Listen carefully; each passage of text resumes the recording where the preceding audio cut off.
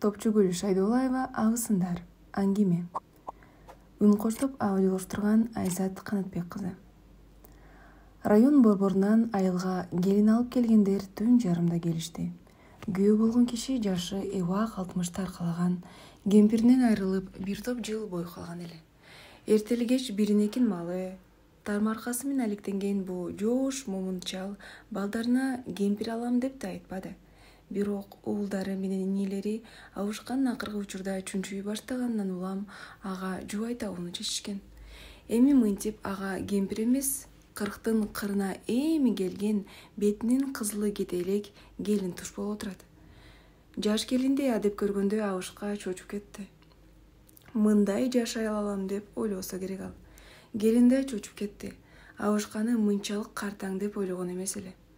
Тамак аш берилип, сый көрсөтүлүп, нике кыйылганча жубай болчу эркек менен ургачы бири-бирине уурдана карашканы болбосо үн катышпады. Баятан кызмат кылып жүрүшкөн инелеринин келинчектери ички үйгө буларга төшөк салышты да үйлөрүнө жөнөштү. Жолдо баратып эки абысын өз ара шыраша калды.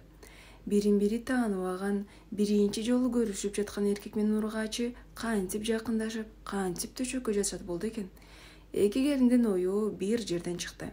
Экөө тең жарыгы алиочу элек кайнагасынын терезесин бир карап алышты. «Терезесинен карабайлыбы?» деди жашырагы. Айыл да өзүнүн чапчаң кыймылы менен дайым тояшта мактоо сөз укканы. «Бизди көрүп коюшмак беле. А пардачы, терезенин парда тосуп турбайбы?» Экинчиси баргысы келбей кеттенчик деди. «Ай, парда деген жупчука, ичиндегинин баары көрүнөт». Район борборунда көп жыл дүкөнчү болуп иштеген, жакшы кийип ичип жүргөн, ачык, шайыр келин менен айылдан алыс чыкпаган, койдой жоош кайнагасынын бүгүнкү биригүүсү кандайча болор экен деген кызыгуу бул кечүү абысынды азгарды да калды.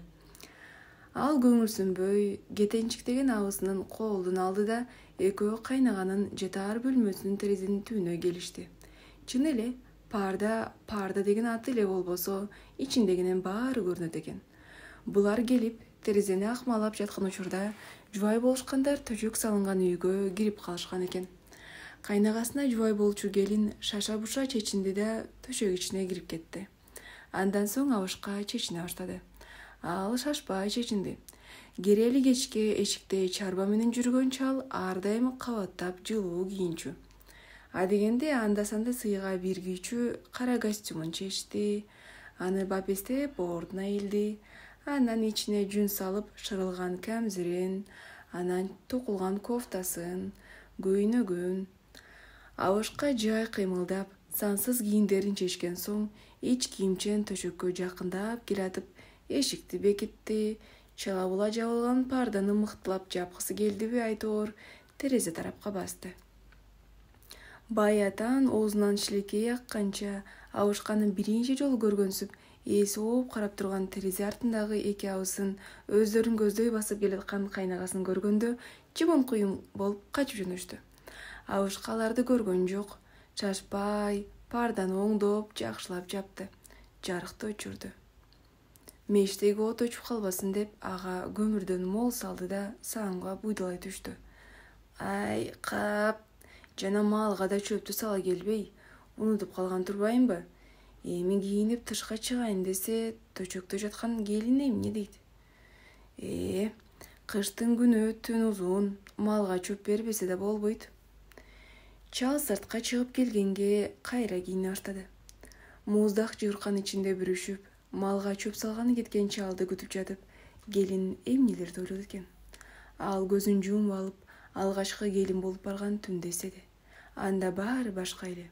Келген үйдөгү мамиле да, үй да, тосуп алган адамдар да баары көзүнө жакшы көрүнгөн. Ошол үйдөгү буюм-тайымдан өйдө баары ага ыйык сезилген эле. Баарынан да аны ээрчитип келген күйөө болчу жигитечи.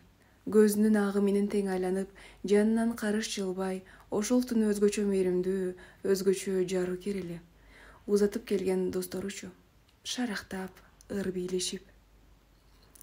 Кийин тагдыры таш капты келиндин. Жолдошу жол кырсыгынан кокус каза болуп калды.